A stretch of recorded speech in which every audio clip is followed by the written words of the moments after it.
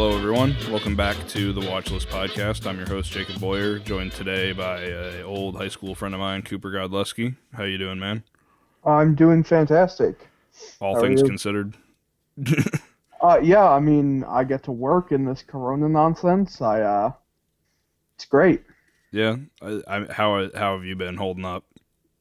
Pretty good. I mean, my boss is a pain in the ass, but other than that, things are great. Well, I mean, at least you're not one of the people who got laid off. That I can't even imagine what they're going through right now. Oh, yeah. With the little, like, extra, like, here's a $1,200 check for you to fuck off. Even with that whole, oh, man, bullshit. I was hoping everyone was going to get a $1,200 check. That'd be amazing. I think that is the case. It's if you filed, the criteria was if you make less than $75,000 a year, and you filed taxes within the past 2 years, then you're getting a check for $1,200.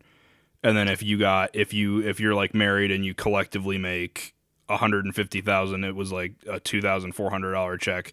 And then if you had kids, it was $500 per every kid you had.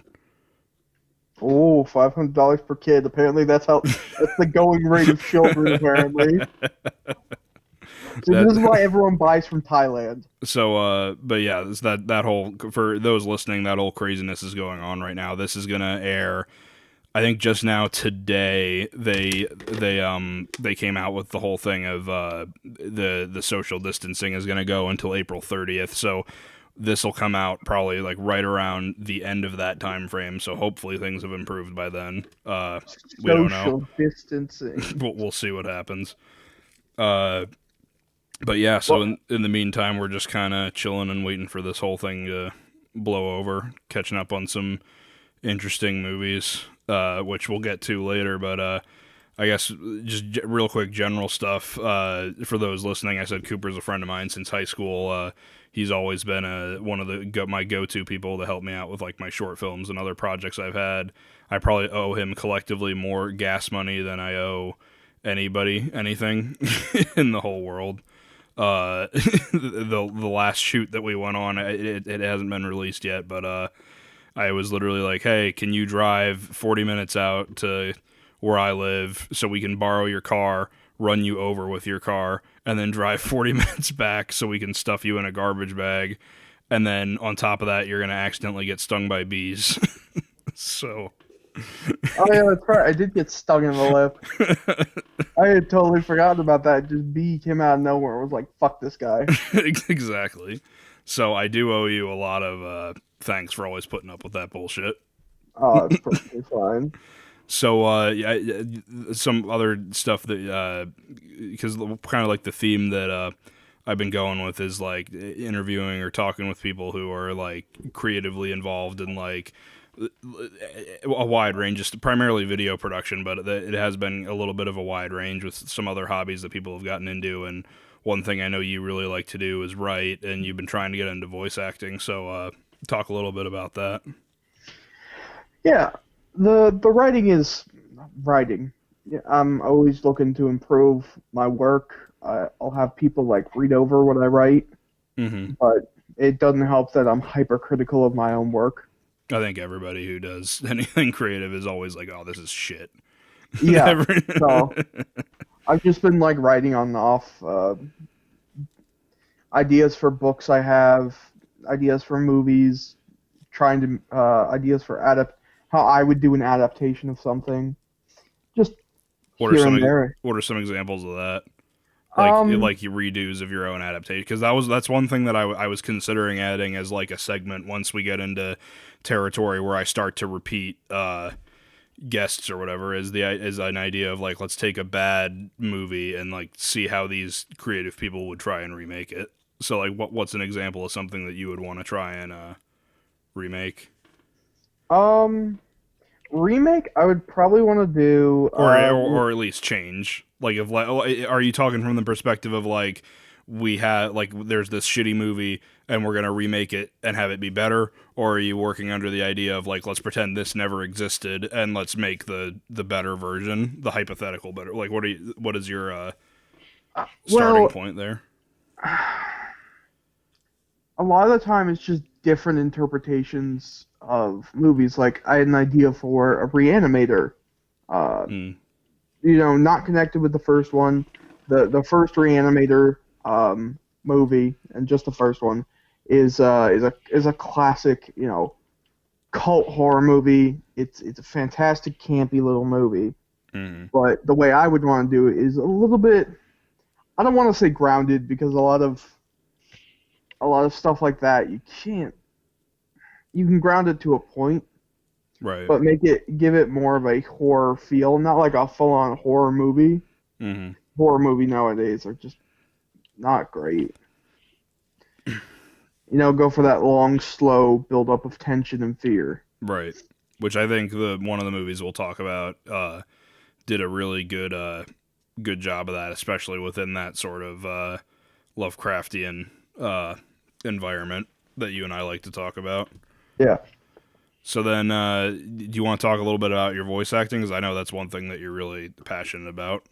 Yeah, I've been practicing voice acting for the last 2-3 years, and I've always wanted to get into it because I've always wanted to do for some form of entertainment like that. Be it make stupid YouTube videos, make it voice acting, actual acting if I can make it. But I've always wanted to do something that entertains people. Yeah. And it's just been a calling, so all I've been doing recently is just practicing and looking for jobs. Yeah, and it is tough because I kind of very briefly at one point I considered, oh yeah, that might be a fun thing to do on a whim, but it is a pretty difficult thing to try and get into and be taken seriously about it. Yeah. What are some have you been like? I know we've talked about this a few times, but have you done anything major, or has it just kind of been like I've just been like honing my reel for the past 2-3 years? I haven't actually made a reel. I've just been kind of honing my voice. Well, yeah, but like, have you been in have you like done a video game or like anything like that? I know you do you have a YouTube channel that you do stuff with sometimes, but have you like been involved with another project? Or is it just kind of like a shotgun, like let's send it all out and see who's interested? I've done commercials here and there. It's like small stuff. Gotcha. But for the most part, I'll send something out and see what I get, or apply on a couple different websites. One of my family members, they know I want to do this, and so they sent me a article to a website kind of talking about how to get into doing audiobooks. And I think that's something I'm going to go with. Yeah, when I get everything I need to set up, because my thing I use to record my videos is down. Yeah, it is. That's one thing that is always a pain. I always tell people to try and not get too bogged down with making sure you have the nicest, newest thing. But I mean, you do kind of have to have a good starting off point for some cases, especially with voice acting, because sound is such a huge overlooked thing in a lot of different mediums. If the sound's not good, then it's just not it automatically takes you out of the experience, I feel like. So one thing that I ask everyone who's on, regardless of how into the field of media or production and all that, since this is a movie podcast, the one of the go-to questions I always ask is, what is your favorite movie or movies? Oh, that's a fucking tough one. You've always got the cliched ones. I really like Steven Kubrick stuff. 2001: A Space Odyssey. Steven Kubrick. Yes, Steven Kubrick. You're Stanley Kubrick. Yeah, I don't. No, I know you just woke up a little while ago. That's okay. We'll brush it off. Night shift, boy. Night shift for life. Yeah.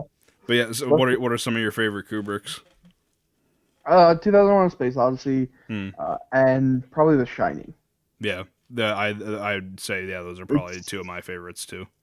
it's the slow build of tension that I like. It's not like Mm-hmm. in your face kind of like. I wouldn't say any of his stuff is like scares, but it's that in your face, or Yeah. not in your face, but it's like in the background.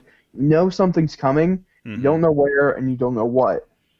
Yeah. Um, That's one thing that he's really good at is building a really, regardless if it's horror or not, he's good at creating a really solid atmosphere.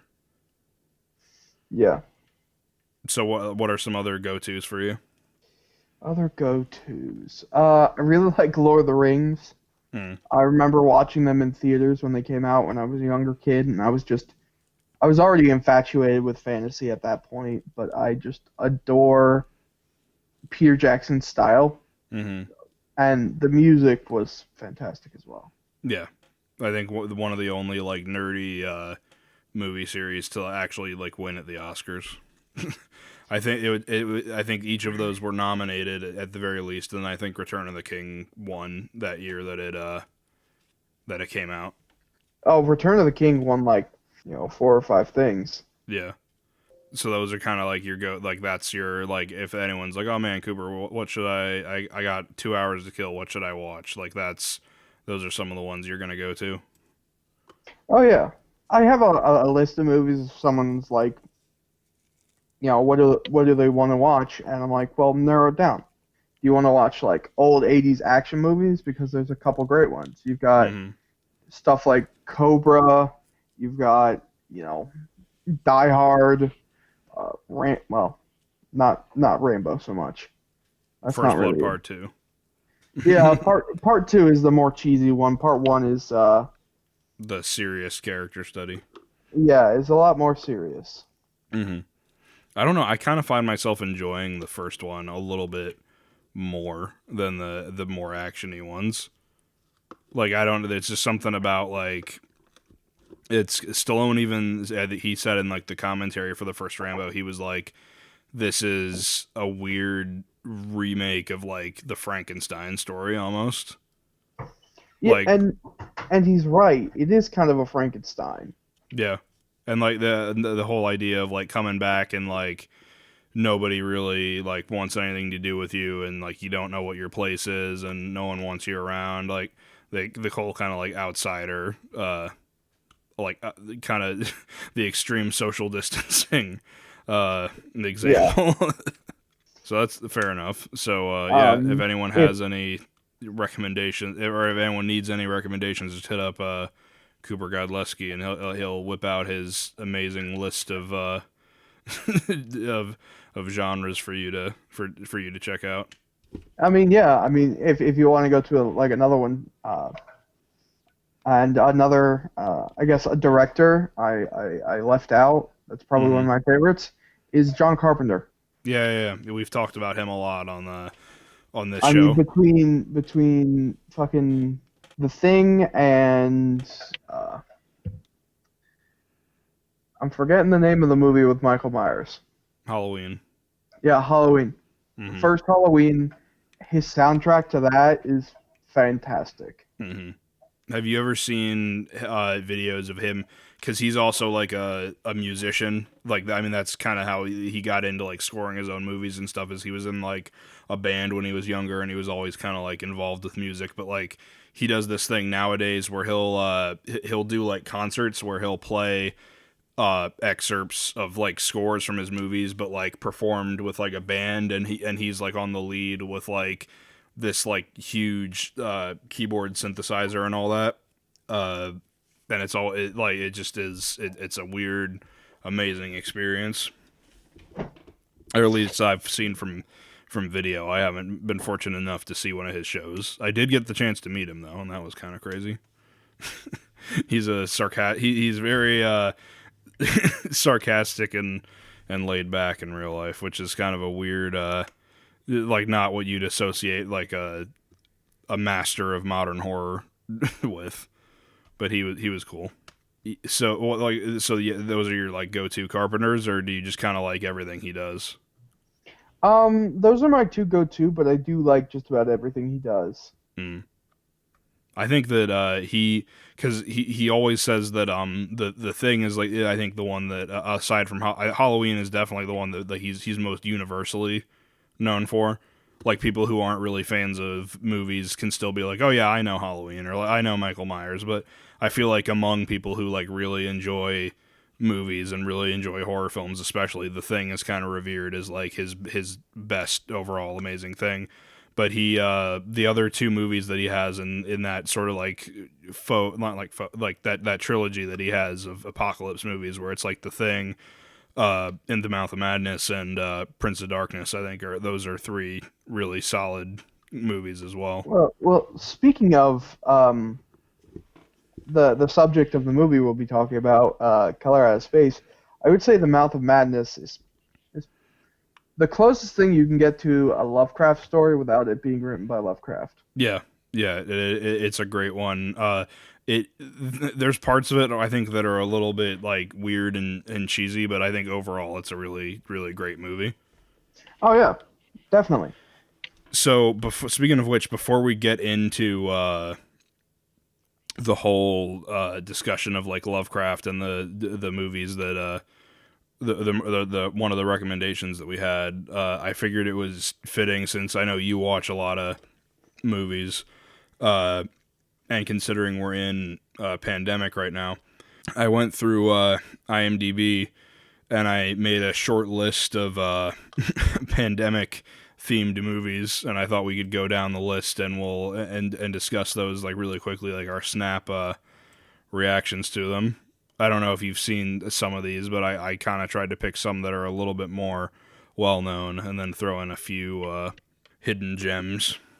So, all right, shoot. Up first, we got probably the most. Although I swear to Christ, if you had Birdemic, I'm gonna leave. I should have put that one on there.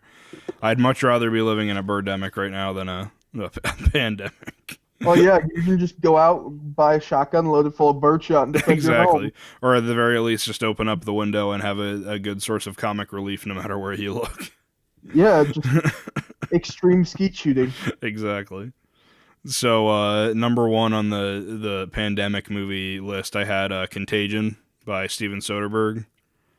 The one where it's like the kind of the serious, like, oh my god, there's this new flu virus that's. I don't think I actually watched Contagion. It's kind of funny because it's like the one that's like the most grounded in reality, I feel like, out of all of these. It is kind of just it's almost an exact mirror situation of what's going on today, where you got like some animal gets like this weird disease and then passes it on to like one person who doesn't wash their hands, and then it goes to the next person, and it just kind of is like, didn't it start in like China or something? Yeah, it literally it's almost an exact it's kind of weird too because it came out back in like 2010, but it's almost like an exact analogy or like mirror of what's going on today. Although the consequences in that movie were way more catastrophic, but yeah, and China didn't try and shame everyone into going, oh, this virus came from China. Yeah, exactly. But it's what it kind of does is it's like one of those like non-linear movies where it's like this 5 or 6 things going on at once, and it like bounces between them. Like there's like one story where there's like the CDC is like trying to figure out a vaccine for it. There's one where you got like this Alex Jones-esque conspiracy theorist guy who's like, the media is lying to you, and I'm the one who knows how to actually cure it.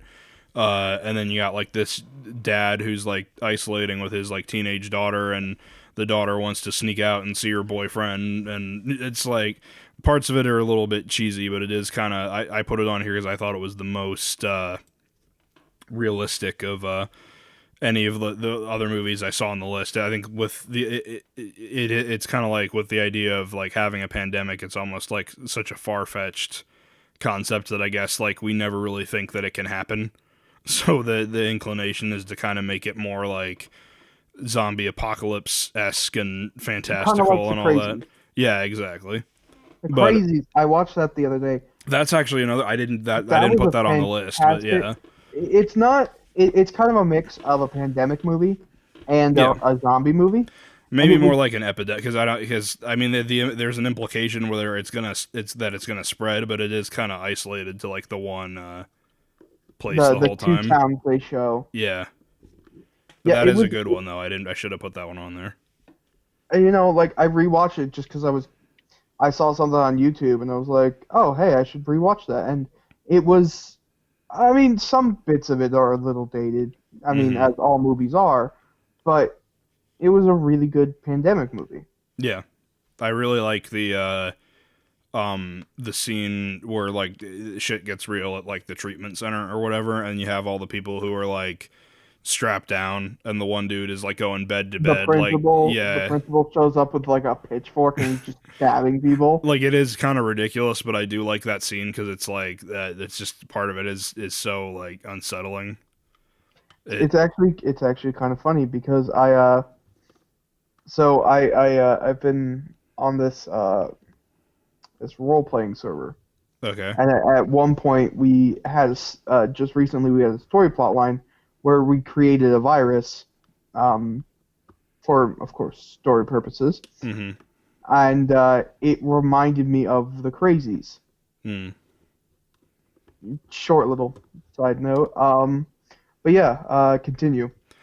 So then, yeah, next up on the list we got a kind of weird, contentious, I guess is the word for it, movie, World War Z, where people who did see it are kind of like, meh, and the people who saw it and were like fans of the book were like, this is a piece of shit.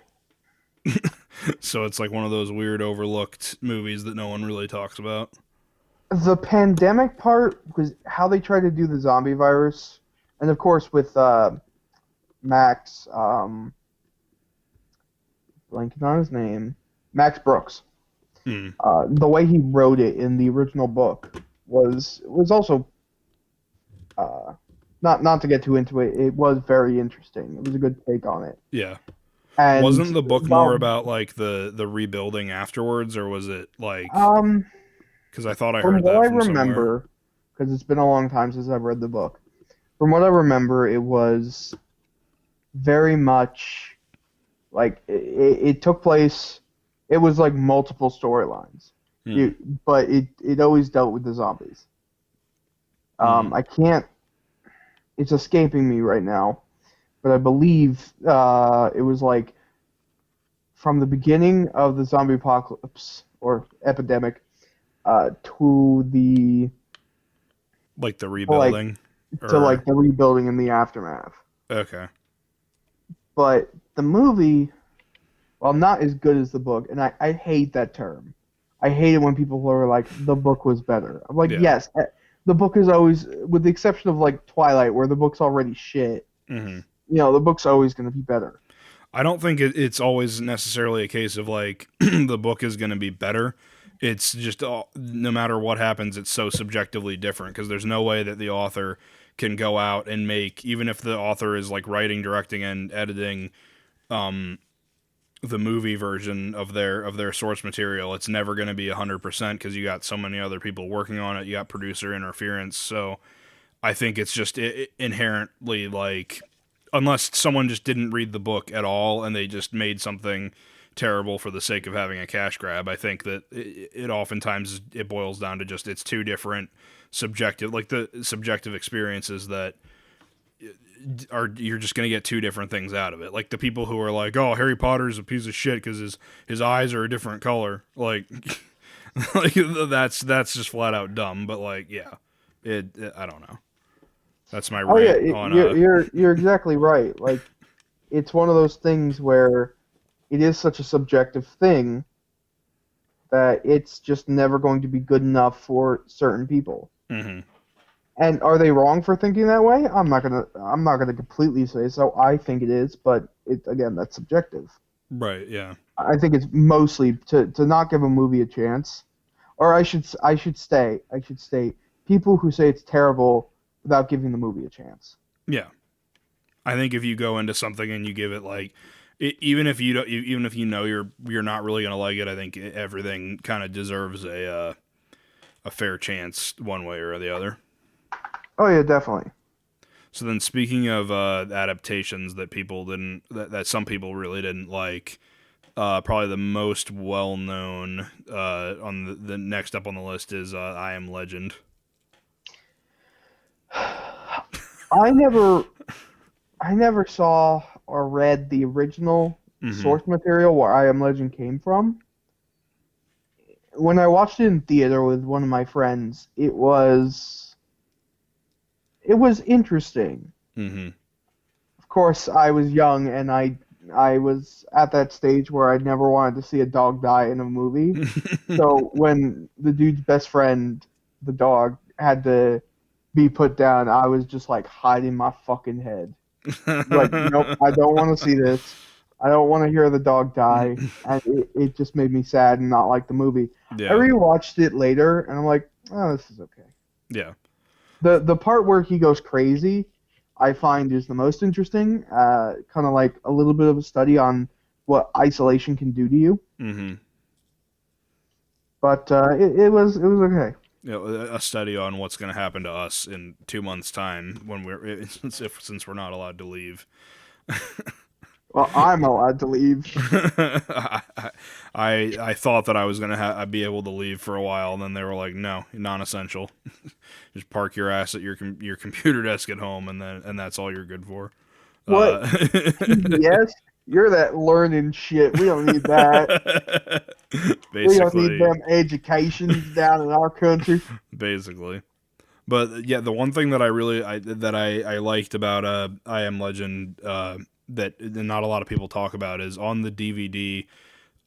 They did this thing where I guess there was like a graphic novel tie-in after the movie was released, and they did this thing where like they animated some of the stories in the graphic novel and put them in like the DVD extras as like short films, where it talks about like the pandemic in different parts of the world. And there were some, I thought, really interesting stories in there. Like there was this one about like where it's like the exact same situation where it's like in Tokyo, like there's only one person left who isn't a zombie, and it's like her last day before she decides to kill herself, and she leaves like this like suicide note, and the whole thing is her just kind of like wandering around the what's left of Tokyo during the day, and just kind of taking everything in. There was a really good one that I think it's almost like if you could expand this into an actual movie, I feel like it would do really well. But it was like in India, you have this like rich family who have built like a bunker to isolate themselves until the whole thing blows over. And it's like a dad, a mom, a young boy, and like a teenage girl. And the girl is like, I need to go say goodbye to my boyfriend before we go down there. And she goes out, and he's like, it's too late for me. I'm infected. You need to get back to your family. And then she runs back, but her family has already locked themselves inside the bunker. And the dad is worried that she's infected. So they're like, we're not going to let you in. Stay outside the door for 2 days, and if you're still fine, then we'll let you in. And then it like shows her over the course of, like the 2 days, she gets a little bit sick, but then she seems to kind of recover. And then they open the door, and there are these like monsters inside the bunker who have like supposedly killed her family or whatever. So she like fights them and manages to kill them, and runs away to like go find her boyfriend. And she finds the boyfriend, and he seems like he's okay. And they're like, well, let's go back to the bunker. We'll be safe there. And then they go back to the bunker, and you find out that like they're both like fully infected, and the monsters or whatever that the girl killed were actually her family. And she went so crazy that like she saw them as monsters instead of people. And like that's how it ends. But like yeah, there was a bunch of really good short films on that DVD that came out of that. Interesting. Yeah, they're all. I think there's like 4 or 5 of them. They're all maybe like 5-6 minutes long. So and I'm pretty sure most of them are on YouTube. So if you get the chance, I recommend checking those out. What do you think of the before we go on with I Am Legend? What do you know about like the alternate ending? Do you think that was like a Because some people were like, were very contested about whether they liked the ending that the filmmakers chose versus they shot another alternate ending that some people thought was better. Other people thought it was shitty. What was your opinion on it? I do not care. You're fine with the one that's in the movie? I'm fine with either one. It makes no difference to me. Okay.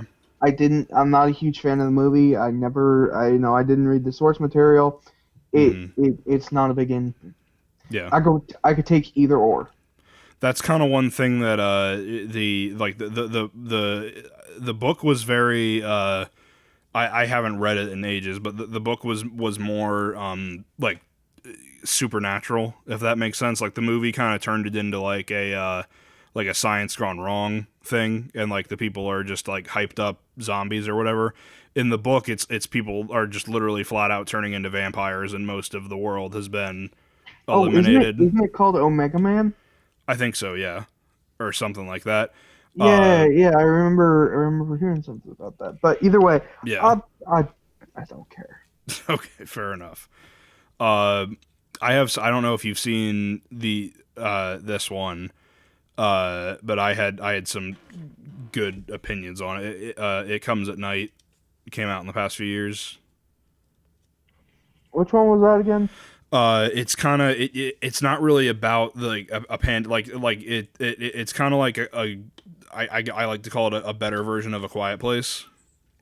It's like this. I fucking hated A Quiet Place. Yeah, it's kind of like it's like a similar sort of setup where you have like a dad, a wife, they have a kid, and then the wife's father is still alive, but he gets off like really early on in the movie.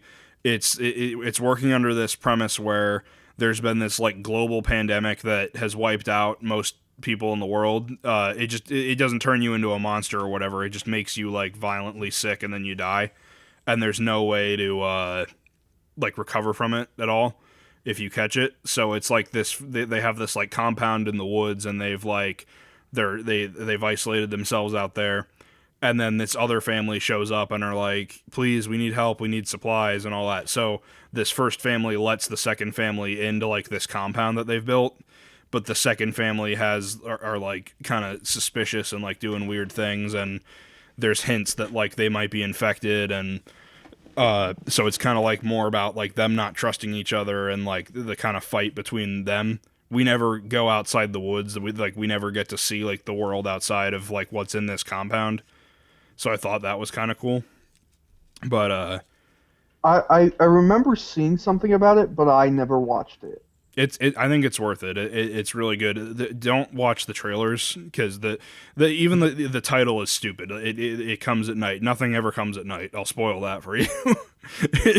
In the trailers they hype this up as like that was unwatchable. Exactly. It just that pissed me off so much, because A24 is the company that put it out. And they have a great track record as of late with putting out like really good movies. But I don't know, someone must have been asleep at the wheel when they marketed that, because it's like you watch the trailer and it's hyped up as like this, oh, we need to stay safe because there's this monster in the woods that comes out at night and it's going to get you. So you can't go outside and all that. But like there is no monster. There's no consequence to if you go out at night or not. Like it was so I don't know why they picked that for the title or why they marketed it that way. It was just kind of dumb. Yeah, I'm not sure why they did that. It is odd how movies get marketed. A24 especially, they have a real hit and miss. Like they'll either market something really well or they'll market it something really poorly. I'm not.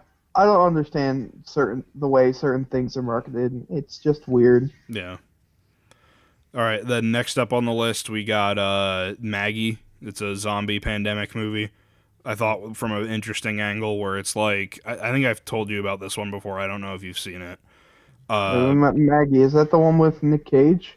Arnold Schwarzenegger. Close.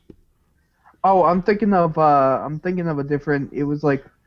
It's another Nick Cage movie that starts with like an M, and But that's not a pandemic movie. Never mind.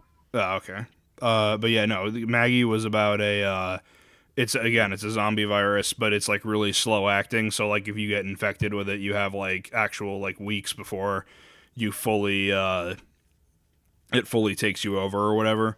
So it's like Schwarzenegger is like this like all American like dad, even though he has a thick Austrian accent, and his daughter gets infected, and it's Yes, kind of I am a like dad from yes, America. I am American dad, but his daughter gets infected, and it's about like his last few like weeks with her before she changes into a zombie.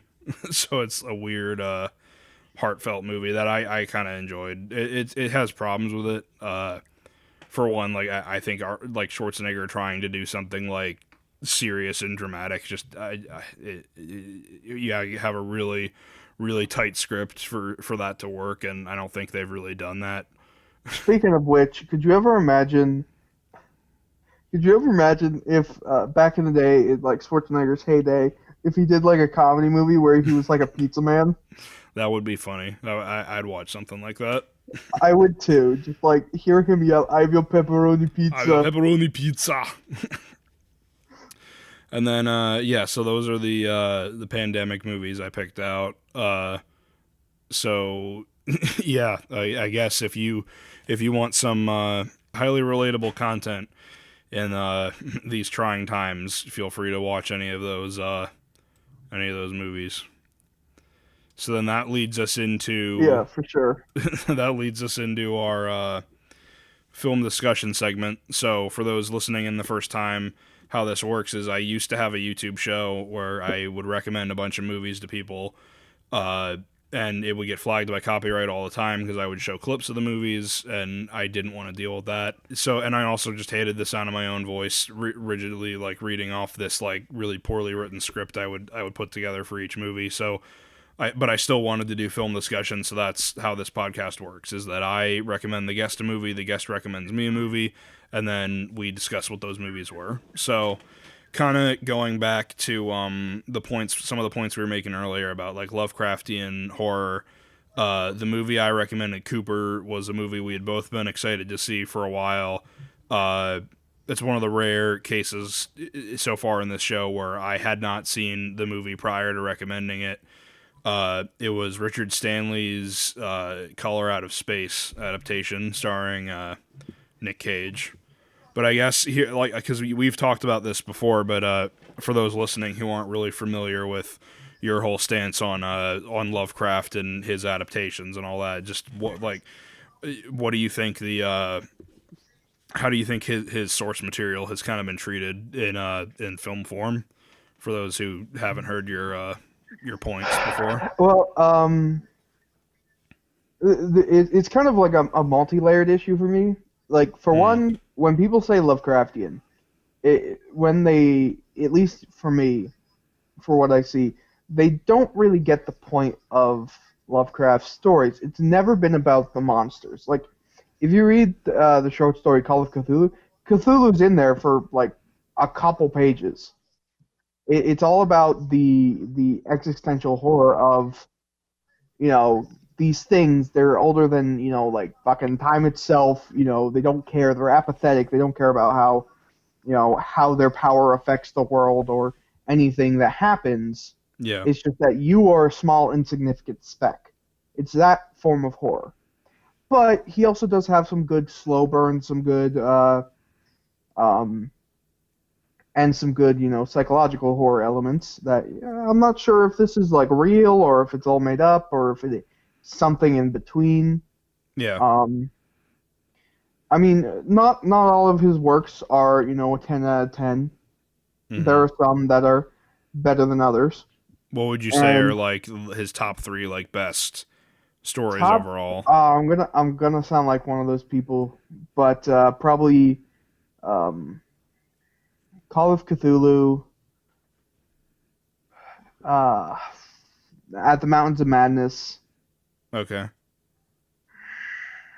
And I'm not sure if I can pick between either not Color Out of Space, Shadow Out of Time, Rats in the Wall, or the Dunwich Horror.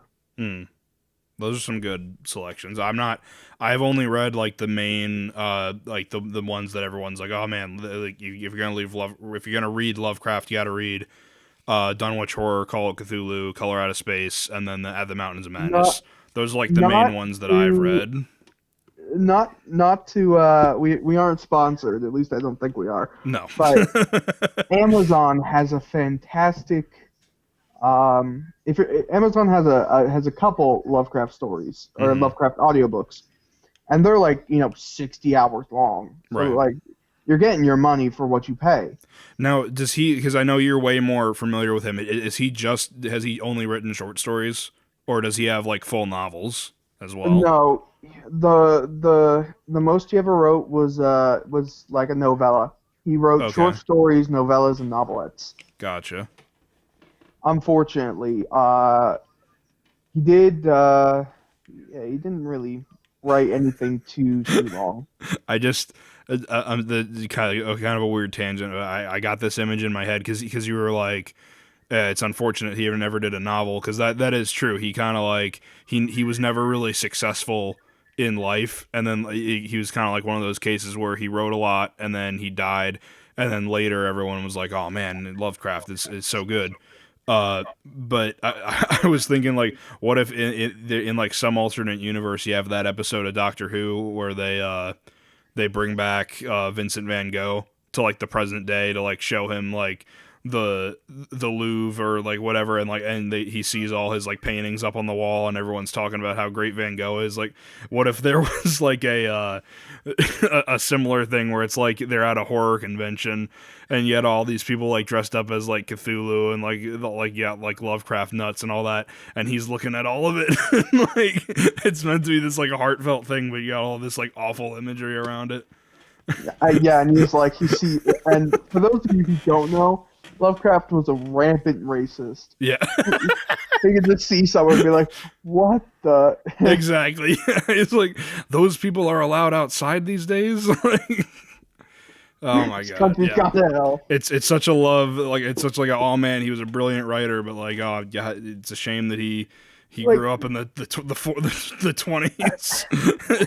Yeah, he was like a massive racist, but I don't think that really detracts. No, I think at least in my mind, if you put it in like, yes, that was at the time, the 1920s had rampant racism, right? And it was it wrong? Yeah, of course it was. Yeah, but I believe he's still a good writer. He's very influential in American horror. Mm-hmm. Probably one of the first, besides Richard Chambers and Edgar Allan Poe. I can't believe I almost forgot his name. He's also like, just go commit toaster bath for that. That I wouldn't go that far, but yeah, no, he was a huge name, and I mean, written a bunch of stuff. Like you said, primarily the Call of Cthulhu is what people kind of most remember him for. That's kind of what influences like a lot of like the modern stuff about him. He's had like, because one other thing that you and I have talked about a lot is that he's had a lot of adaptations. Yeah, he's one of those, because a lot of the stuff that or at least some of the major stuff that he's written, like Call of Cthulhu specifically, is within public domain. So anyone can make anything they want out of like some like Call of Cthulhu. I'm not sure if Color Out of Space is in the public domain, but a lot of his stuff is. So all of his works are in public domain. All of it. Oh man, I gotta go make a Color Out of Space movie then. But yeah, no, Speaking of which, have you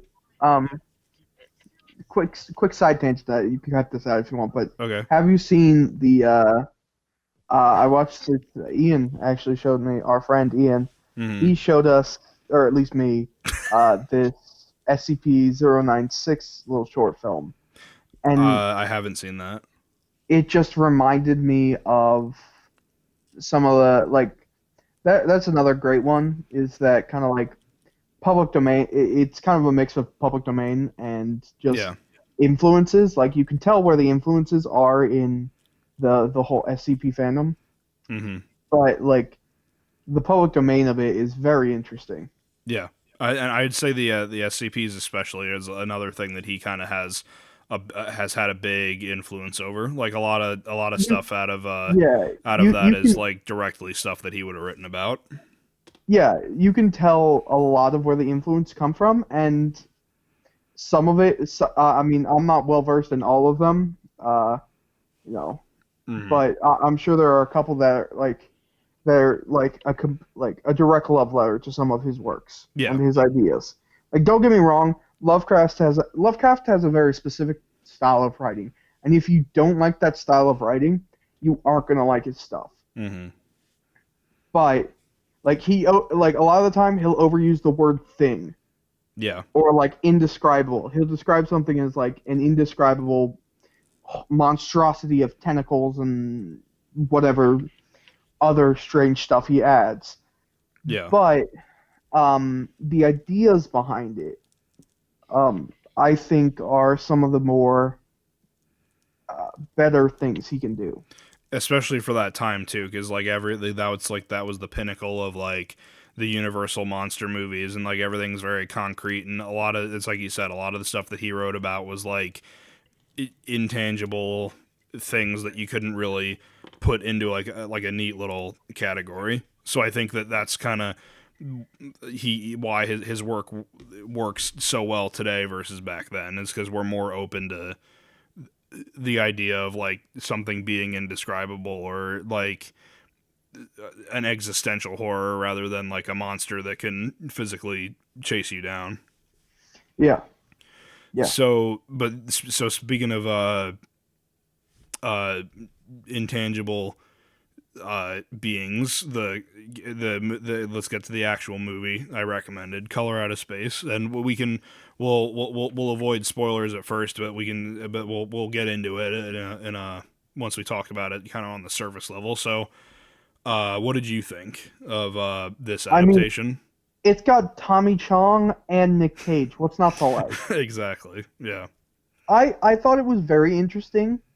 Uh, the perspective shift of the narrator um, was interesting because in the original short story, the uh, the person who's surveying the area because they're going to fill up the area for a reservoir Hmm. um, is never described. He's a nameless narrator, kind of like with Herbert West, the Yeah. narrator of Herbert West. A lot of his stories um, are never described. You can just assume by the way by how he writes his stuff. They're probably a white, kind of how he saw himself, a Yeah. white dude. Right. And all right, fine, and I don't mind the perspective shift of and he was a nameless narrator. They did give him a name. Let me look it up real quick. In the movie, it was Ward Phillips, Ford Phillips. which is kind of a nice little homage too, because Howard Phillips Lovecraft, and then you got Ward Phillips as the Yes. hydrologist guy. That's a nice little nod. He also wears a I don't know if you noticed, but he wears a Miskatonic He University does. T-shirt throughout a I lot of I the saw movie. that and I'm like, I mean, of course you can't go to Massachusetts Hmm. where the movie is or where the story is set and not bring up Miskatonic Yeah. or Arkham or a lot of the stuff he added, Hmm. Dunwich, Innsmouth, and it is very interesting. They did change the names of the characters to be a little bit more with the times, I assume, easier to say. Well, isn't Lavinia a character in the Dunwich Horror? Yes, Okay. Lavinia Waitley gives birth to the Dunwich Horror, essentially. Mm. Either way, I did like that little nod to, and Maybelline Arthur was fantastic as Lavinia. Hmm. All the actors were very, with the exception of, I would say the younger kid, but that's just because child actor, Yeah. unfortunately. Yeah. He did the best he could. Hmm. It's just some spots you're like, that could have been done better. He is also like has I don't want to spoil it just yet, but he has a very unique like 10 or 15 minute sequence in the movie where he has to do some really kind of messed up performance with his mom, if you know what I'm talking about. Yeah, And I mean, he's not that's not terribly focused on him, but like for a little kid to have to perform something like that is kind of like I don't know, as a testament to his ability to not get traumatized, I guess, on film. I am looking up the movie right now, and I'm seeing the ratings. All I have to say is RobertEbert.com gave it a 3.5. Rotten Tomatoes, it's 86%. IMDb is 66.2%. Yeah, I think because they average everything out, so I think you can.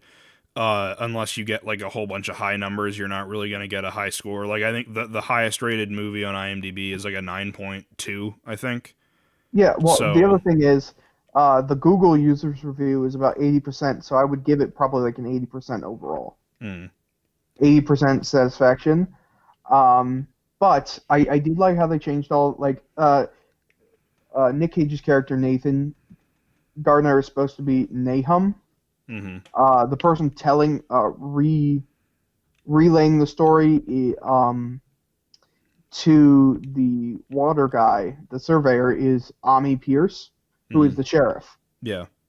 Either way, it was all very good. Like for the most, I would give it like an 80%. There were some things they changed that I personally didn't like, but it was very good.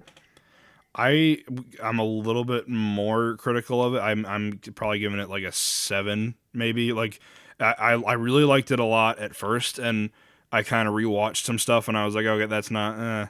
I don't know how I feel about that. But then I kind of went back to really appreciating it. Like I think purely from a subjective stance, it's a good movie. A lot of the things that bothered me are kind of like you'd have to like really be like nitpicking, I think, to like be actually upset with it. Like you said, like the little kid's performance, the fact that it's almost a shame because there's a movie that came out in 2018 called Annihilation that is kind of a similar concept that not really in the sense of like it being like a tangible, like, or however tangible how you can get. It's a force represented by a specific spectrum or color that changes the area around it. Right, and I kind of, if you're asking me which one I'd rather put on and watch, I'd pick Annihilation, just because I think that's like the better overall made movie. But that's not to say that I don't like that. Like this one, obviously, like if you want some crazy Nick Cage moments, you gotta watch Color Out of Space. If you want to laugh at Tommy Chong for 2 scenes and then also be like really creeped out by him for another scene, then you should go with this one. If you want to have some like, I mean, Annihilation has some like really disturbing imagery, but if you want some like really disturbing imagery, go with The Color Out of Space. That was the other thing I was going to mention too, is that I didn't realize, and I should have seen this coming because it is, like you said, in the public domain, but there's like already like 5 or 6 different adaptations of The Color Out of Space in one way or another. Yeah, I would say this one is the best adaptation so far. Yeah. Just as The Reanimator with Jeffrey Combs. Oh, yeah. He's good. Jeffrey Combs is just absolutely fantastic in everything he does. From this to Star Trek to everything else he was in. Mm-hmm. Yeah, I totally agree. But with the movie, like, the setup's pretty good. Mm-hmm. Everything that happens. I liked... My favorite part... So Lovecraft describes this color as, something, like, that's, like, not in the realm of our universe. Mm-hmm. It's, extra universal, if I can use that term. It's a color you can't even describe. Yeah. Now, the way they implemented that was very interesting.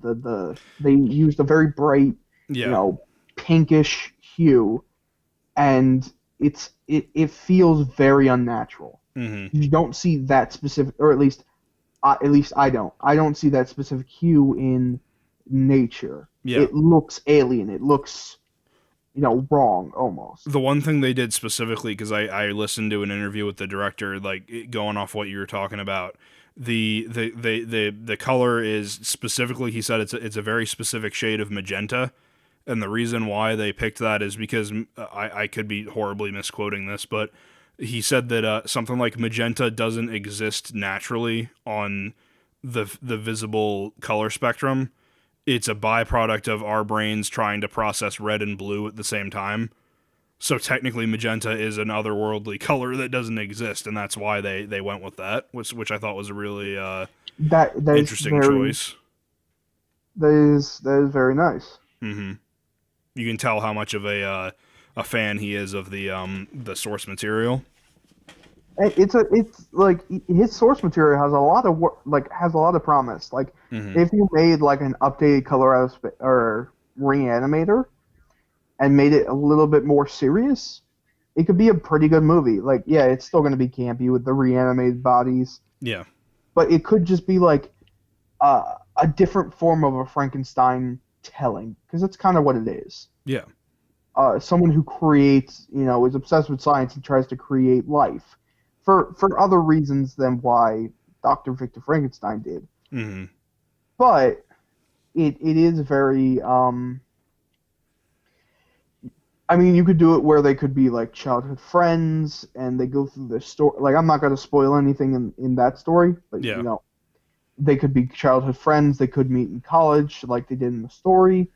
Hell, it could be you could change the main character who is assumed to be a man, but it's never explicitly stated to a woman, and the reason why she stays with him, I don't know, she's in love with him. Right. Yeah. Could be kind of that weird kind of like, I'm in love with him, yet I'm also scared of him.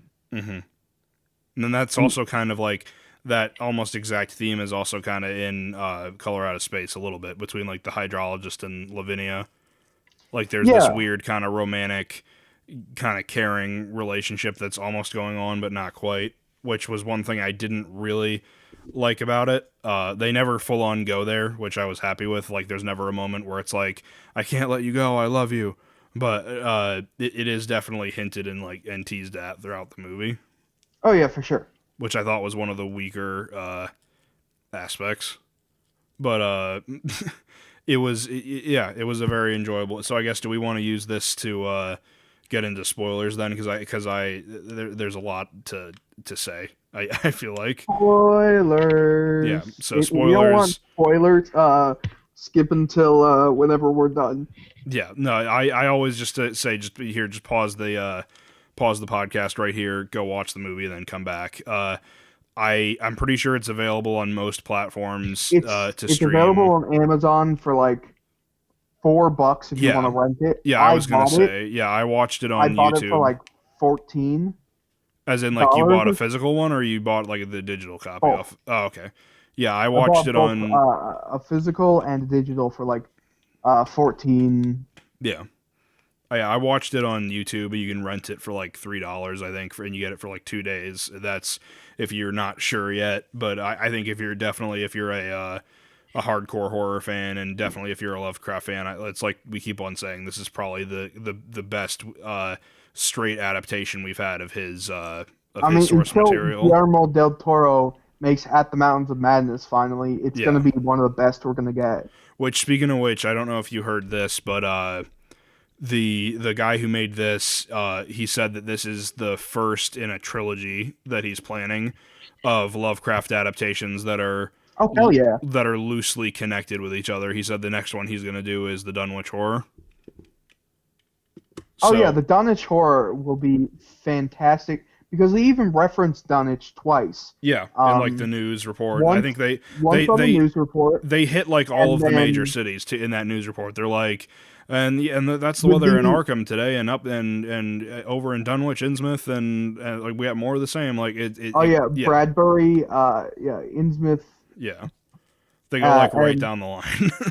Yeah, and it's a nice little nod to that. If they're gonna do in that little area, Dunwich, Innsmouth, and this one, Dunwich and Innsmouth, are perfectly in Arkham. Mm-hmm.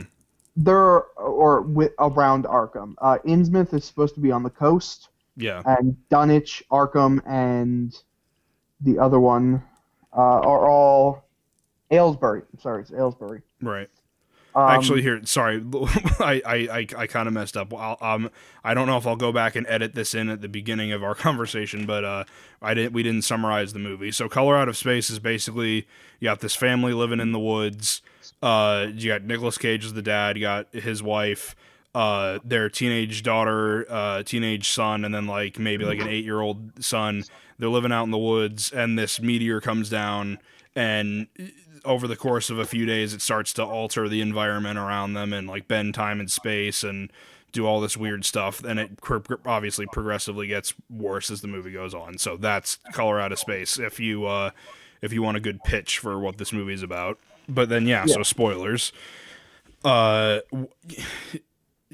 don't even know where to begin. Like what would you say is the best scene in the movie? Because I can tell you which one I think is definitely the most memorable sequence, but what do you think is the like overall best scene out of the whole movie? Or actually, let's phrase it like this: when for you, when you were watching this movie, did you go, okay, yeah, this is the best Lovecraft adaptation? Probably when they first getting to know the gardeners up until the point where the meteor hits, and that whole like segment. Yeah. Like the whole at the beginning when Lavinia's doing witchcraft was interesting and a nice callback because Arkham is also referred to as witch haunted Arkham. Yeah. Because there's a lot of like tales and whatnot. There's a lot of witchcraft that goes on in Lovecraft stories. Yeah. So like that was a nice little nod. Like all of it is it's a love letter to Lovecraft, and I adore that. Mm-hmm. That being said, there are some issues. What are some of your issues with it? My biggest one is the ending, not because of how it ended, but because of how abrupt it felt. Okay. I can see that. For certain aspects of it, like, yes, like I knew everyone was going to die. I liked how it felt like Lavinia and her brother might make it out. Mm-hmm. I should say Lavinia and Benny. Yeah. Might make it out. I found that, like, kind of tugging on your heartstrings a bit. Of course, Ward Phillips is going to survive if you've read the story. Yeah. The way they killed off the sheriff just felt like it came out of nowhere. Mm-hmm. Like, yes, the trees kind of move. That's one thing they never did show properly, is the trees moving on their own. Yeah. And a few of the stranger aspects of the meteors, would you say that because again, you're someone who knows the source material inside and out, is the way, I mean, like you said, obviously Lovecraft has the problem where he just kind of describes things as indescribable, but do you think that the color was well represented in this movie, or do you think they kind of like toned it down to make it more like understandable for people who don't know Lovecraft that well? Even though they did tone down some aspects, like, I found the fact that it spat out a praying mantis was a little weird. Like, that came out of nowhere, and I was like, what the fuck? I kind of took that as like maybe there was like like bug eggs in there anyway, and it just mutated them like it did with like the tomatoes. Yeah, that could be it. It just felt like it was a little weird. Although, yeah, the creature, I mean, like that was one thing that it kind of bothered me is there's some great practical effects, but when like almost all of the practical effects, fantastic. Almost all of the CGI though, like that bug was terrible. The bug, the Tommy Chong's cat for like the split second that you see it after it changes, like yeah, those were really really bad. But it just goes to show like the value of like.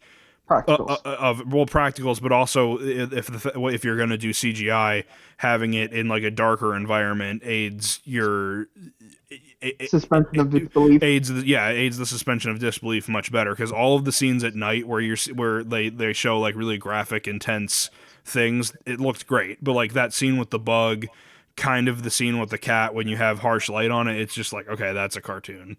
But like Or when the tree kills Ami Pierce. Yeah, that was a bit weird. yeah, like when all the stuff at night was amazing, and it looked beautiful. It was enthralling. It just the nighttime scenes especially were my favorite in the whole movie. The nighttime scenes were very well done. It's almost like a Blair Witch thing where it's like everything is like kind of quiet and kind of normal in the day, but like when nighttime comes around, some fucked up things are gonna happen, and I really enjoyed looking forward to those scenes, especially the last night when shit really hits the fan. Yeah. Another thing that doesn't bother me but was left out was when the meteor hits, scientists come and they take pieces of the meteorite. Yeah. Now, the meteorite was described as being like plastic consistency. Like they could literally like dig gouges out of it with a rock hammer and they didn't have to break it. Right. It was very soft plastic. Yeah. And well, I think that was interesting, so they didn't like add another like plot thread of like scientists being like, "What the fuck is this?" Mm-hmm. In the center of the meteor is like essentially like a glass orb or like a bead or whatever. Yeah. That was the same color as the entity. Mm-hmm.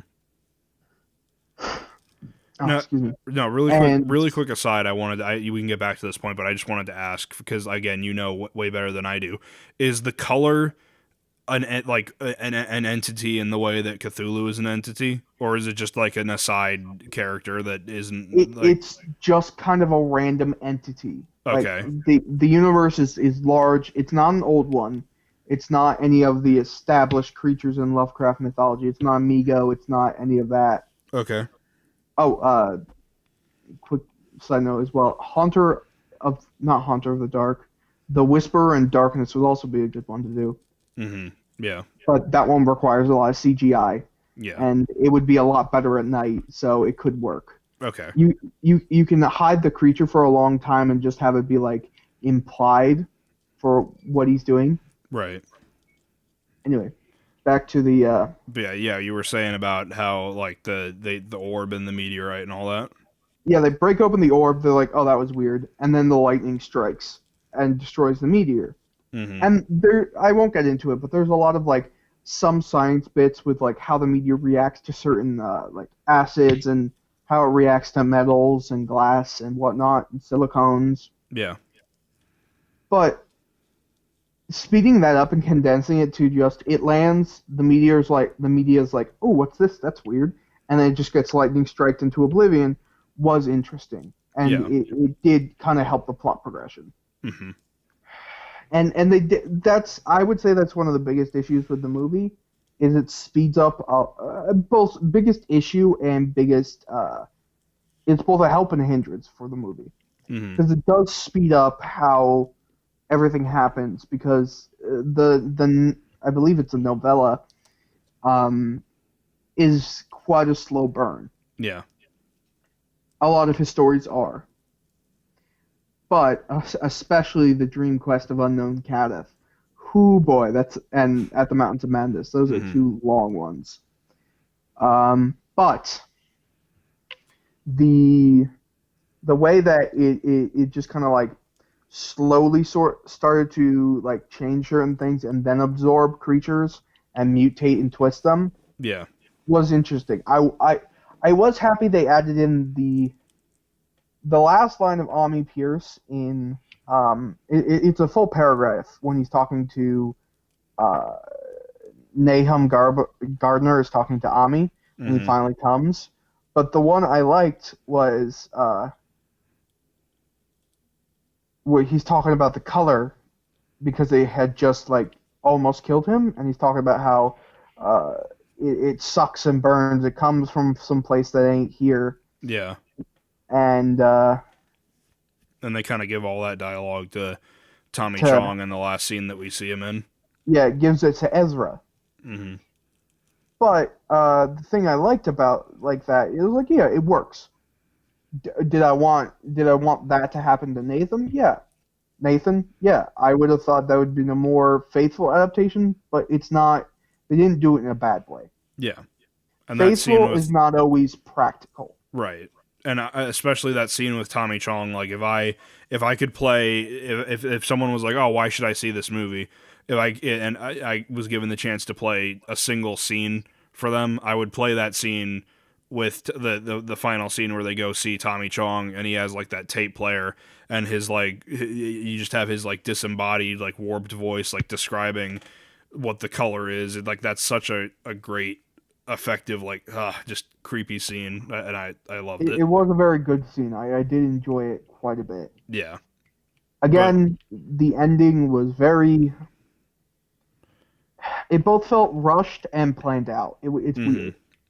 Well, I think it definitely is planned out because it is kind of like in the way that they shoot it and in the dialogue and like the little tiny hint that they drop at in the last shot it's implied that like even though the entity is gone, this isn't over. Like the sky is still like that weird magenta color, and he says like he's like as long as I'm here, I'm not going to drink the water. I'll never drink the water. Yeah.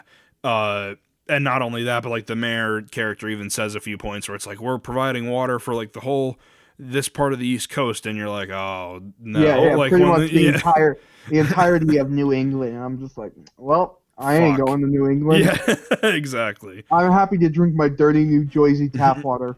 And then like they bring back the bug again for like 2 seconds. It is kind of implied like, hey, even though the entity left, like you're still going to be dealing with the residual effects, and this is probably going to be a much larger scale thing. And there's nothing we can do to stop it, which I kind of like that, but I do see what you mean. Excuse me. So it could have been done a little bit better. The ending of the novella, essentially what happens is Ami goes to see Nahum. Mm-hmm. I'm just going to call him Nathan from now because it's a lot easier. Because it is the way he writes this family, it's very rural. It's very like, I don't want to say country bumpkin, but it's very, that rural speech you only get from like old time like farmers. Yeah. How they were portrayed back in the day, their own specific kind of form of dialect. Right. Kind of like American Cockney, if you will, but for different reasons. For why it was kind of developed. Anyway, so Ami goes to see Nathan. He's lying on his bed like gray because the color sucks all life and color out of you, and you just kind of turn into gray, flaking ash. Mm-hmm. He goes to see his wife. The wife is like dead, kind of. Yeah. And it's implied she's like mutated, but still some semblance of life is there, or was there. It's an interesting way he describes it. Yeah. But which is kind of reflected well in the movie too. Yeah. Ami sees Nathan, hears the sucking sound of the color, and then as soon as he hears it splash down in the well, which is weird because it's supposed to be a color, but it does still have a tangible presence to it. Yeah. Which makes it all the more alien when you try and think about it. Mm-hmm. Sees that Nathan is finally dead and turning into actual ash and like disintegrating. Gets cops. They come back to, he comes back to essentially say, hey, this family is dead. Yeah. And while that happens, night falls. And the color kills Ami's horse, actually. I know this is not really integral to the story. Mm-hmm. But the way he describes the horse like screaming and like trying to frantically get away is like, it's a little spine chilling. Yeah. Or at least for me it is. I don't know about it. And thankfully they spare the horse in the movie. Yeah. It just runs off. It's like, later, bitch. Nope, fuck I'm out of here. Yeah. Which actually... The horse had the most sense out of everyone in that family. Well, they keep on trying to leave, and it's just like their circumstances just keep on fucking them over. But actually, that was one thing that mix between circumstance and the color kind of fucking with their head. Yeah. because that is one thing that I didn't really pick up on too much in the movie the first time I saw it, but then when I was watching clips of it, it made a little bit more sense, because not only does it mess with the physical environment and like the animals and all that, but it also screws with the characters' heads, which I mean that's kind of overt with like the mood swings that a lot of the characters go through, and like some of the ways that they act in the beginning of the movie. Yeah, he literally, the director told him like, hey, I want you to channel some Vampire's Kiss in your performance for this movie, and I think he definitely he brings some of that back. But what I was saying was the movie also does some interesting bits of dialogue where they play with time a little bit, where one character will be like, I'll be back in the morning, and then like Tommy Chong will be like, what do you mean, it's already morning? And then like it's a different time than when the guy showed up, or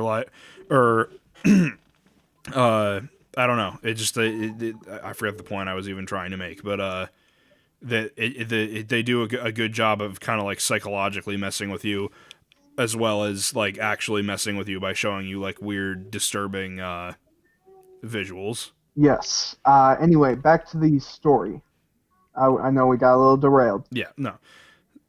So, the Ami and the policeman are in the house when the color kind of shoots back into space. Mm-hmm. Now,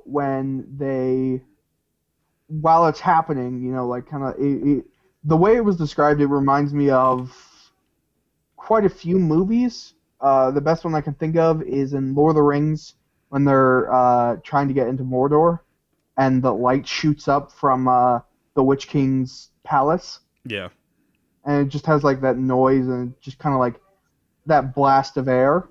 So they all like get the fuck out of the house because they're smart and they haven't been affected as much.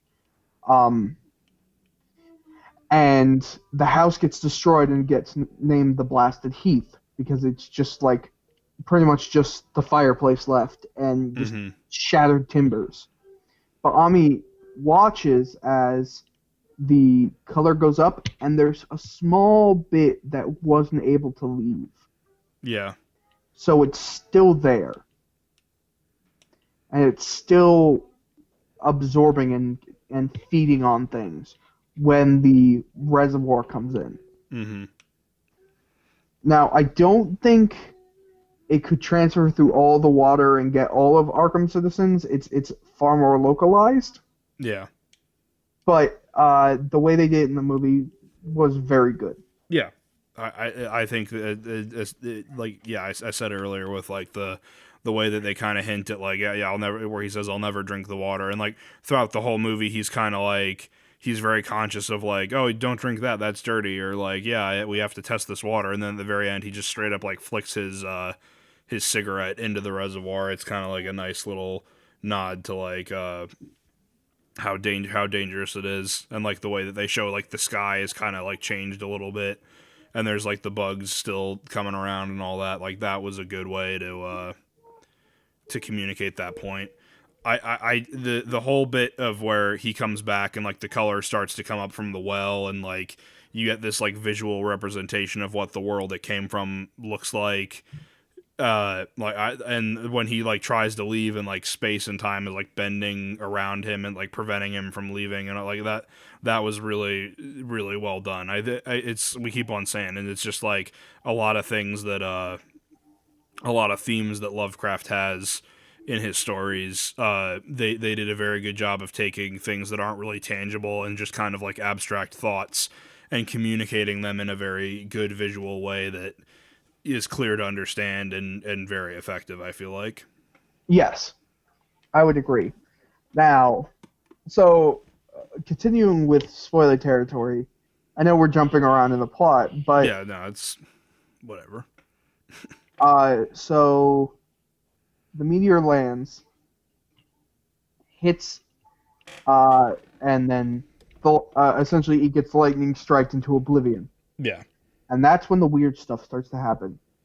Fruits and vegetables start to come in bigger than they ever have, but they have like a bitterness, like a subtle bitterness has crept in and ruins the crop. Yeah. And that's when we get one of the first good Nick Cage freakout scenes. Mm-hmm. Is he's just yelling about these fucking tomatoes, as he put it. Yeah. And it's great. It's great. And you can start to see the madness kind of creep in. Mm-hmm. Of, like, the whole family. Right. You know, it's shown very well, the madness seeping in. I adore it. And slowly but surely, like, the dog goes missing.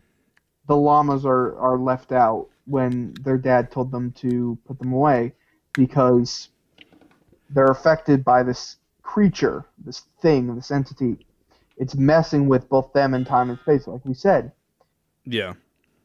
And then, right in the last third, things start to get, like, really real. Like, the color comes out, and it just thingifies the llamas. Yeah, basically. Almost straight up John Carpenter Yeah, the dogs. Dog cage territory. Yeah. Speaking of which, I fucking hate that scene. I hate it when I see I hate it when I see specifically dogs die. Cats, they can fucking die in movies all they want. Not the dogs. Not the goodest of boys. And then they go out. Nick Cage puts down the llamas in his Nick Cage way with a double barrel. Yeah. And screaming and covered in blood the whole time. That's exactly how I want to go out. Screaming and covered in blood. That ain't mine.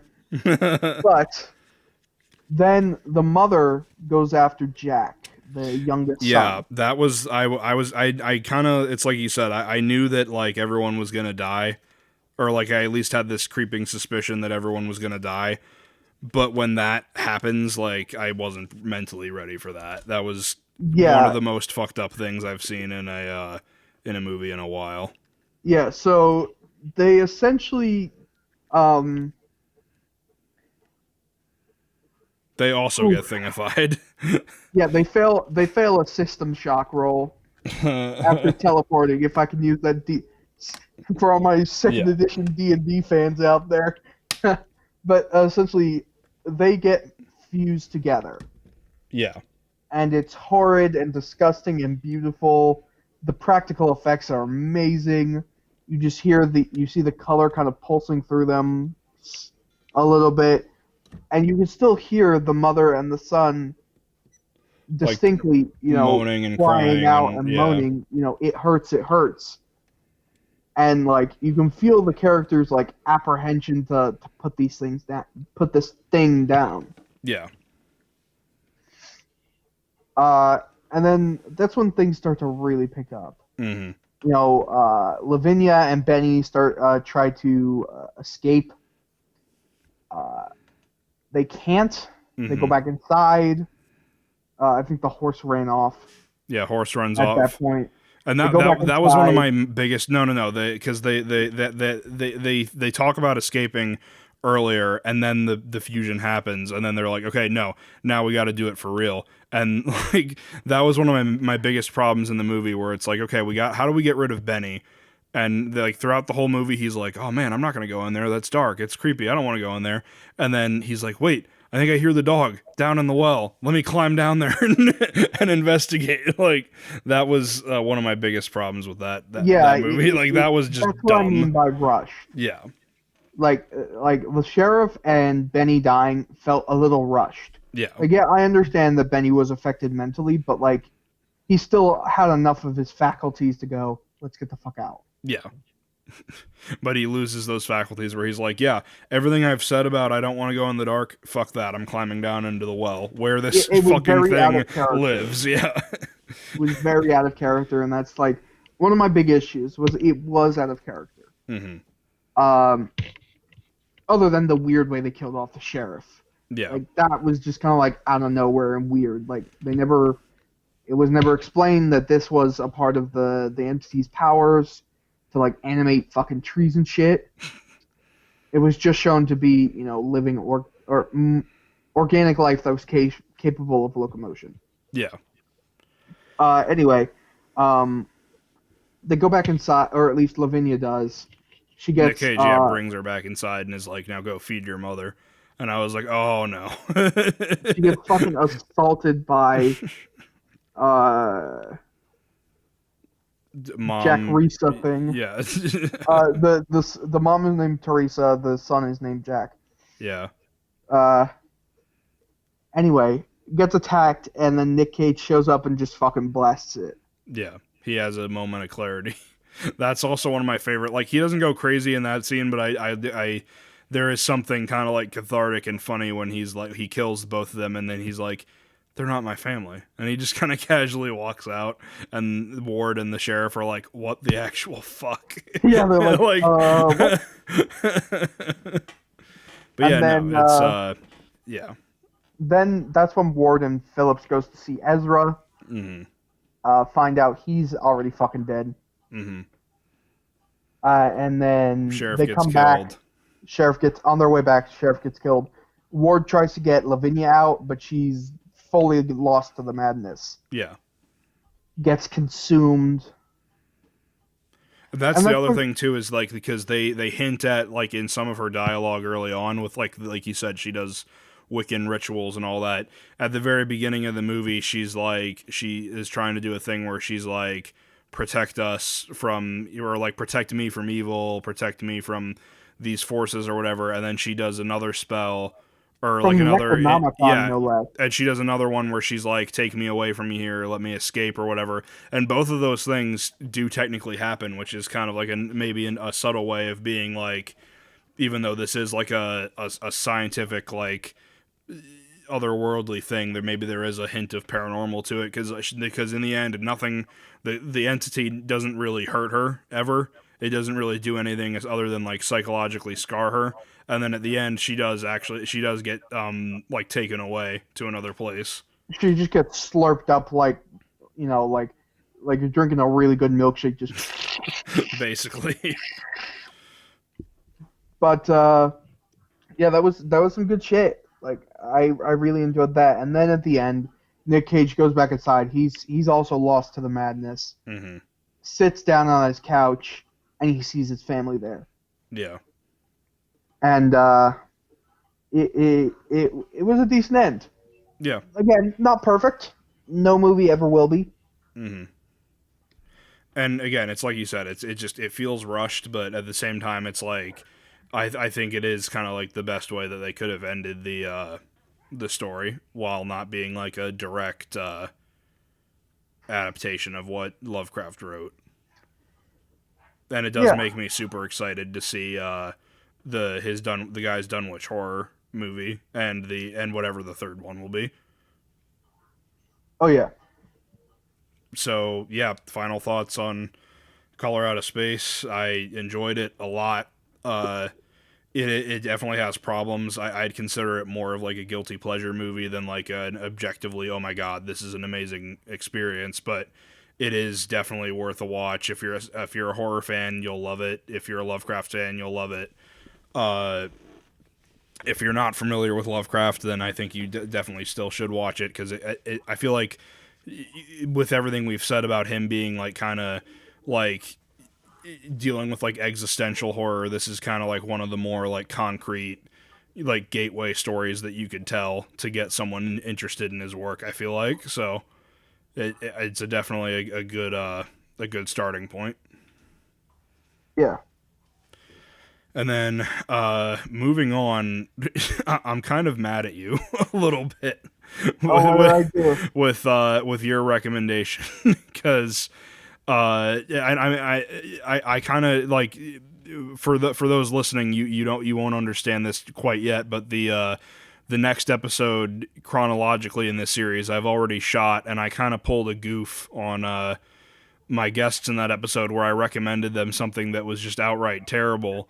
And I just had fun listening to their reactions as they tried to describe how terrible it was. So now I get to have a nice little role reversal. Couper recommended me Postal by Uwe Boll, who is, if you don't know who Uwe Boll is, he's a insane... He's infamous. Yeah, he's an infamous, insane German director who primarily does video game adaptations.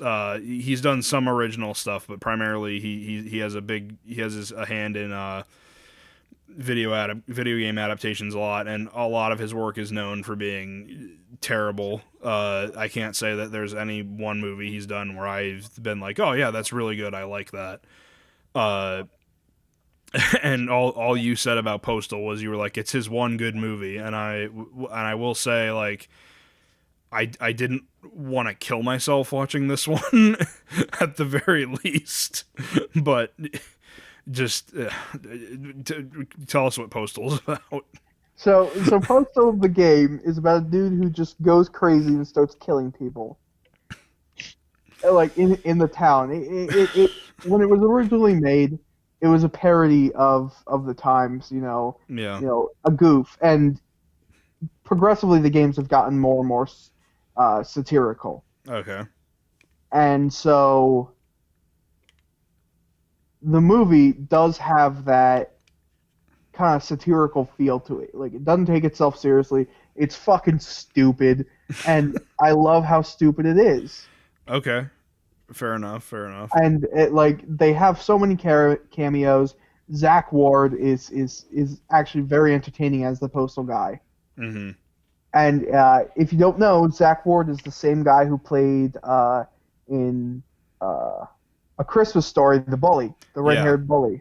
That's where I recognized him from. I was like, he has a very distinct face. He was also in Freddy vs. Jason. Yeah. Or one of the I think it was Freddy vs. Jason. Mm-hmm. Yeah, Postal. Postal's a fucking trip. Yeah. I think that's the most I can kind of say about it. The game is a trip, and it's just entertaining to me. Yeah, and I mean, nothing wrong with that. I'm just saying, I just had a really. This is basically. No, this is the only time so far. Yeah. This is the only time so far in the series where we've had this moment where someone's like, "I really like this movie," and I'm like, "Oh, no, this is not good." Well, but I mean, more power to you. I actually do have. I do have a different one. Okay. I watched all of the the J.J. Abrams Star Trek movies. Okay. And I will say I liked all of them. I'm not a massive Star Trek fan. I like Deep Space Nine. I wasn't a huge Enterprise or Voyager fan. They were good. I just preferred Deep Space Nine, and a few others. But I don't like the new Discovery and Picard are terrible. Mm. But I rewatched them, and I think they were good movies. Mm-hmm. Yeah, they're entertaining. It's like you said, I'm not a huge Star Trek fan, but they're entertaining for what they are. More than I can say about Postal, but I really enjoyed Postal just because of the dumbness. The idiocracy of it was amazing. I can see that, but at the same time, I feel like the one thing I kept on thinking when I was watching it I was like, this is very much still watching this? Well, that, but also it was very much in the way I feel like it was very much satire in the way that epic movie or disaster movie or satire, where it just felt like. That actually is I will say, because those movies are more of it's not really even satire at all. It's just hey, look at this thing that's referencing what's happening right now that no one's gonna remember 10 years from now. And Postal, I mean, has stuff like that as well, but it does also satirize extreme violence in some ways that it is kind of effective. In other ways, it's just kind of okay, that's just dumb for the sake of being dumb, but true. Yeah. But another one of my favorite things was the game was in the movie. Vince, he was the crunchy doll or whatever, the crotchety doll or mascot. And the way that Uwe Boll gets shot and goes, "I fucking hate video games," I was like. That's kind of funny. Yeah, that was one moment I did actually. It's Other than hard. Uwe Boll getting shot. Yeah, well, it's hard because like he wants me to laugh at that because like there is part of him like even though part of him is like I make good movies, the stuff I make is good. Like I think he does have some self awareness where we're like that like the Tommy Wiseau effect where it's like, oh, it's a black comedy, guys. I make funny things. I'm self aware. Like that was kind of like his moment to do that. You know what I mean? Like that was his moment of like, yeah, I'm self-aware, but I do make good movies, and anyone who says otherwise is an asshole. Like, I'll beat them up. exactly. It was, but yeah, no, so that was satisfying to see him just get blown away, but at the same time, it's like I don't want to give Uwe Boll the satisfaction of liking something that he intended for me to like, but I don't know. It is what different strokes for different folks. It is what it is. I actually no that's actually a good point. So because I like again I just didn't like it. There's like not anything in this movie I really enjoyed, but you clearly do. So just like just tell me more about like your experience watching it. I want to kind of get inside your head trying to process this movie differently. So I started playing Postal at Postal 2. I never played 1, but I played like all of Postal 2 and just had fun with it and knew it was like a dumb video game that was like a very black comedy. Yeah. So when I watched the movie, I'm like, yeah, it's not perfect. It's not like the best adaptation ever, but like just seeing all the craziness go on and the weirdness like felt very reminiscent of Postal. Yeah. Like the fact that Osama bin Laden is hiding out in the U.S. and he's on like speaking terms with Bush. Like that was stupid but funny. Yeah. Does that have anything to do? Because is Postal like we're just gonna satirize everything as like a video game, or does it just satirize? Yeah. Postal satirizes everything as a video game. Okay. The movie was very heavily handed towards America. Mm-hmm. And that's what Postal does satirize most because it's set in America. Yeah. But like it does show other things. But it was very interesting. Yeah. Just watching the madness unfold, mostly. Yeah. As a concept, I like it. It's kind of a movie where I just turned my brain off. Yeah.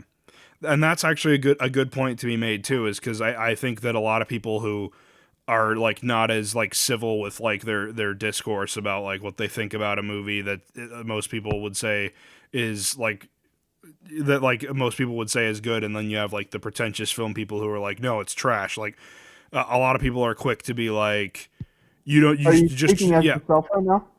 Well, basically, yeah, but like I mean, you and I are civil enough where we can have a conversation and not get angry at each other about this. Oh, yeah, of course. So it's like the other day I was talking to someone and I said I hated A Quiet Place, and they're like, "What? How?" I hated it. It was stupid. Right, and it is a stupid movie. But the whole concept of this one family found out that the creatures who listen from sound don't their like weaknesses. loud Yeah, noises. Exactly. Our greatest asset is also our biggest weakness. I'm like, huh?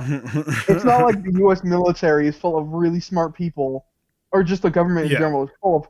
And not just the U.S., like the world governments. It's like, no. Exactly. The U.S., as soon as any of that happened, would just be like, nope, nuke it. Not even nuke just that nuke area. It, like, they find out, like, it reacts to sound. Right. Maybe we should, like, rig up some giant boom boxes and fill it with really high decibel bullshit. Like, yeah. Are you kidding me? But I like the silent. Like, the only thing I liked about the family was I understood everything they said in sign language without subtitles. Yeah. Because I speak the language. But anyway, back to Postal. The point I was trying to make is that back to the shitty. Well, yeah, exactly. Back to this even bigger piece of shit. Talking about it's no. What I was gonna say is that like that you have people who are on one side when it comes to a movie like this who are like, it's terrible, it's trash, I hate it. And you have another group of people who are like, no, man, just you don't think about it. Just shut your brain off. It's fine. And both of those are valid because the movies are, when you get down to it, are a subjective experience. But I do think that there is a kind of objectivity where, like, you don't get me wrong. I love some movies that are just fucking dumb, like that aren't trying to say anything like smart or satirize anything. That they're just dumb and they have nothing else going for them other than they're dumb. But at what point do you think a movie stops being just like on a scale of like from just turn your brain off and enjoy it to this is dumb and it's objectively terrible?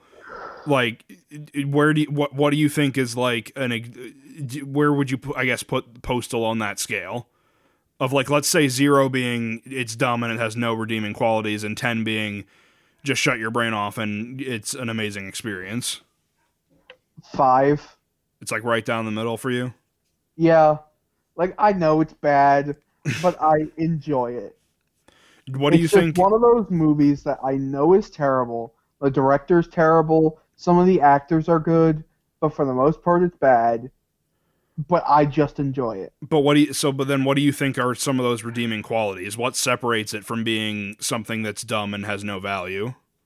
I like some of the humor, some of the like punchline setups, the way certain things are, like when the postal guy gets trapped in like a safe, like behind like a locked door. He figures out a quick thinking way to blow it all up. And sort of a cathartic way, telling your boss to go fuck itself, telling the world, fuck off. I'm gonna do what I want. Yeah. And just the absolute sheer ridiculousness of everyone, like, especially with nowadays, like, the media saying, hey, this guy did something, and everyone's like, well, the media must be right, so let's fucking get that guy. Yeah, that's actually kind of smart. He just dresses as a cop, and everyone's like, where'd he go? Oh, that way. Yeah. Like old school kind of cartoon. Like, it's funny in that old school cartoon way. Yeah, I guess that makes sense. The ridiculous, over the top, like even more ridiculous than 80s like movies. Yeah. Where everyone's shooting at everything and people get mowed down, wherever, they're shooting wherever, that sort of shit. Yeah. I don't know. It's just I do get what you're saying, and I definitely like the whole cartoony aspect of it. I mean, it is over the top, but I didn't really think of it like from the perspective of like this is a this is like kind of a living, breathing cartoon. Like that does kind of make a little bit more sense when you take it from that approach. But I don't know. I just still like. Hey man, that's fine. It's just not for me. As the first time on the Watchlist podcast where we've had a movie where I just have nothing nice to really say about it. But I mean, like, it just goes to show, like, one of the reasons why I wanted for different folks. Yeah, exactly. One of the reasons why I wanted to do this show is because everyone is so locked into their own perspective, and the way that they view movies is very much the same. And one thing that I kind of wanted to get out of doing this series is finding what other people think is good quality and figuring out why they like it. And I mean, I can't, like with Uwe Boll especially, I can't think of a filmmaker I dislike more. and trying to put myself inside his head and put myself in the perspective of like enjoying something that he's made, it was a challenge, and I do see where you're coming from on a lot of points, but it's just still like I don't think I can get into it, and it's perfectly fine that you do. Exactly, and that should be a lesson for everybody. You can dislike something without being mad at somebody else for liking it. Yeah. Oh man, do you have anything else you want to say about Postal? Because like I feel bad that we went on about Color Out of Space for like a half hour and Postal was only like 10 minutes, but like I can't think of any. Postal is shit. It doesn't need more than that. I can't think of a single other thing that I have to say about Postal other than just like, I mean, if anyone out there likes dumb, over the top, in your face action that is kind of like gross and offensive, then go for it. It's not for me. I won't recommend it, but Couper clearly likes it. So if you're like Couper, then it's for you. Go check it out. But yeah, I guess that brings us to the end of episode 11 of the Watchlist Podcast. Couper, thanks so much for coming on. I'd love to have you on again. I keep on saying I want to do, like, because I know that we kind of, well, we as in like our group of friends, but you and I especially have been on the whole Marvel ride since the very beginning. So when this whole thing blows over, I guess I'll tease it here and now. I want to do like a big retrospective where we all sit down and we go phase by phase through the Marvel movies and really dissect it. So that'd be a lot of fun. Love to have you for that if you're not dead once this pandemic blows over. But yeah, it's gonna be like influenza, just starts killing people left and right. Exactly. But yeah, so Couper, again, thanks for coming on, man. It was great having you. Thank you guys for watching the Watchlist Podcast. Our movies for next time, for those who want to be in on the conversation, I'm going to be having two other high school friends of mine on, Brennan and Boorse, who you saw from episode 3. We talked about Parasite and Old Boy back in that episode. And my other friend, Rob Morrissey, they're both going to come on. We're going to talk about 3 movies, all kind of very different and eclectic in their own weird ways.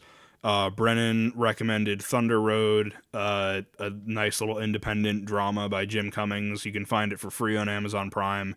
It's available to rent in most places where you can rent movies online. Rob recommended us Mean Guns, which is a independent movie from 1997 starring Ice-T and Chris Lambert. The only way I know how to watch it is on YouTube for, I think, like $5 you can rent it. And then I recommended Fateful Findings to the two of them by Neil Breen, which I won't say much more than that. But if you want to watch Fateful Findings, then I'm pretty sure you can find it on it's either Vudu or Tubi. If you have a subscription to either of those platforms, that might be the only way you can watch it. It might be on Amazon Prime to rent, but I doubt it. That'll be a tricky one to find, but if you can find it, more power to you. So, again, Thunder Road, Mean Guns, and Fateful Findings, those are the movies for next time. And again, Couper, thanks for coming on, man. Really loved having you. Appreciate it. And no problem. Thank you guys for watching the Watchlist Podcast. We'll see you next time.